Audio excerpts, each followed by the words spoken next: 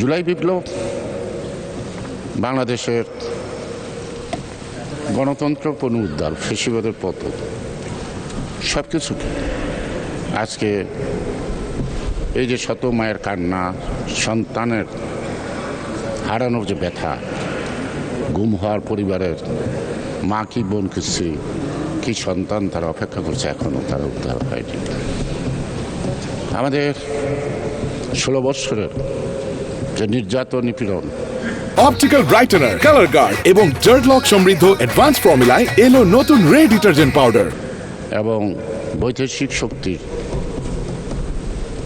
হাতে নিয়ে যিনি এই দেশটাকে লুটপাট করে অনেকটা ভিক্ষা ঝুলি হাতে তুলে গিয়েছেন, লক্ষ লক্ষ কোটি টাকা যারা বিদেশে পাচার করেছেন, তারা আজকে নাই।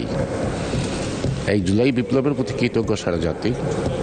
এই বিপ্লব যারা সংগঠিত হয়েছে তারা ইতিহাসের পাতায় মহাবীর হিসাবেই অন্যান্য বীরদের মতো তাদের স্থান থাকবে, এটাই প্রত্যাশা করি। কিন্তু আমরা শুধু তাদেরকে সম্পর্কে যা বলি, কিন্তু আমাদের তো কিছু দায়িত্ব আছে। তারা এই বিপ্লব ঘটাল, এই বিপ্লবের পরে জাতি কী আশা করে, কী প্রত্যাশা করে, সেই প্রত্যাশার ব্যাপারে আমরা কতটুকু ঐক্যমত, এক পথে চলতে পারবো। যেমন জুলাই বিপ্লবের সমৃদ্ধ হয়তো আমরা দৃশ্যমান না হলেও তাদের সাথে চলতে পারছি।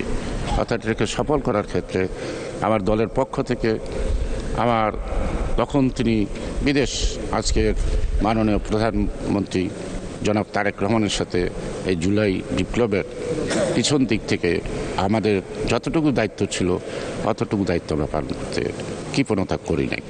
আমি আশা করি এই জুলাই বিপ্লবকে সার্থক যে গণতন্ত্র, সাম্য, ন্যায় বিচার বা জাস্টিস, সেটা প্রতিষ্ঠা করে যেন আমরা তাদের যথাযথ মূল্য দিতে পারি এই আন্দোলনে, শুধু কথায় নয় কাজের মধ্য দিয়ে।